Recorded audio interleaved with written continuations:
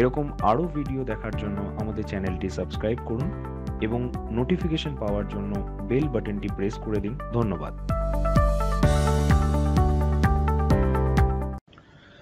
আজকের tutorial how to make money intraday, অর্থাৎ ইন্ট্রাডেতে টাকা কি করে বানানো যায়।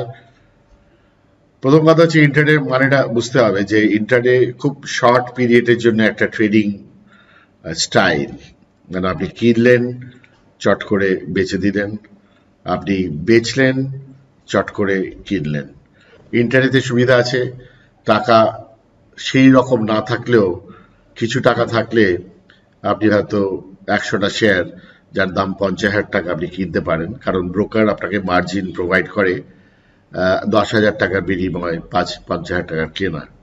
এখন ধরা যাক আপনি 50,000 টাকার শেয়ার কিনলেন, ধরুন 100 শেয়ার কিনলেন যার দাম 500 টাকা করে, সঙ্গে সঙ্গে 503 টাকা হলো, আপনাকে বেচে দিতে হবে। That is the way you make 300 rupees, মানে 3 টাকা ইন্টু 100 শেয়ার। আবার অনেক সময় ইন্টারনেটে কি হয় যে 500 টাকায় কিনলেন, হঠাৎ দেখা গেল 515-16 টাকা অবধি চলে গেল। এটাকে আমরা বলি মোমেন্টাম ট্রেডিং। সেটা বুঝতে গেলে ভলিউম চার্টস বুঝতে লাগে, ভলিউম এক্সপানশন বুঝতে লাগে, ভলিউম ভেলোসিটি বুঝতে লাগে। তো সেটা হয়তো শুরুতে আপনি বুঝে উঠতে পারবেন না, এবং ইন্টারনেট চার্টে এই ভলিউম প্যারামিটার্সগুলো কন্টিনিউয়াসলি দেখায়, এবং সেখান থেকে আমরা ধরতে পারি যে 500 টাকায় কিনে 510 টাকায় বেচবো না 515 টাকায় বেচবো, কেন তখনও ভলিউম স্পাইকস আসছে, শুধু দেখা যাবে যে 525 টাকা অবধি চলে গেল। তবে সাধারণত 3% লেভেলে প্রফিট বুক করে নেওয়া উচিত, 2 থেকে 3%। ভলিউম থাকলে পর অ্যাবাউট 6 to 7%, আর খুব ভালো ভলিউম থাকলে পর 11 থেকে 12% ইন্ট্রাডেতে করা যায়। So you can make money, lot of money. In fact আমরা একটা শেয়ার রিসেন্টলি ইন্ট্রাডেতে খুব কেনা বেচা করছিলাম, সেটার নাম ছিল 50 থেকে 100টা শেয়ার কিনলে দৈনিক 5,000 থেকে 10,000 টাকা রোজগার হয়ে যাচ্ছিল, কারণ আপ ট্রেন্ডিং ছিল। ইন্ট্রাডেতে কিনলে পর আপনাকে প্রথমে বুঝতে হবে এটা আপ ট্রেন্ডিং স্টক কিনা। আপ ট্রেন্ডিং স্টক যদি না কেনেন তাহলে আপনি ইন্ট্রাডে কিনে বেচার মজাটা পাবেন না। এখন আপনি কোনো ডাউন ট্রেন্ডিং স্টক যদি কোনো প্যারামিটার দেখে ইন্ট্রাডেতে কেনেন, তাহলে ইন মোস্ট প্রবাবলি যেটা হবে সেটা আপনার লস হবে। সুতরাং ডাউন ট্রেন্ডিং স্টকস আর আপ ট্রেন্ডিং স্টকস বুঝতে লাগে যে ইন্ট্রাডেতে কিভাবে সেটা কাজ করে।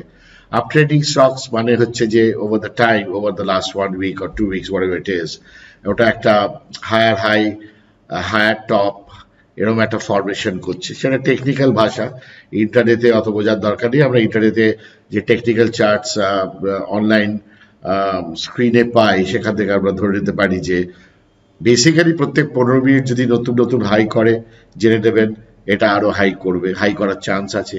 তার থেকেও বড় ইম্পর্টেন্ট হচ্ছে প্রত্যেক 15 মিনিট যদি হায়ার বটম তৈরি করে। সুতরাং 15 মিনিটের ইন্টারডে চার্ট নিয়ে দেখবেন হায়ার বটম তৈরি হচ্ছে কিনা এবং হায়ার হাই তৈরি হচ্ছে কিনা। যতক্ষণ এই প্যারামিটারটা চলবে ততক্ষণ আপনি পয়সা পেতেই থাকবেন। So it be just making মানি। এই 500 টাকায় প্রথম 15 মিনিটে 505 টাকা হাই হলো, প্রথম 15 মিনিটে 500 টাকায় লো হলো, তারপরে 15 মিনিটে 508 টাকা হাই করলো, সেই 15 মিনিটে লো করলো 504 টাকা। সুতরাং আগেবার ছিল 500 টাকা লো, এবার 504 টাকা লো, হায়ার লো হলো। আর আগেবার ছিল 505 টাকা হাই, এবার হয়ে গেল 508 টাকা হাই, সো হায়ার হাই।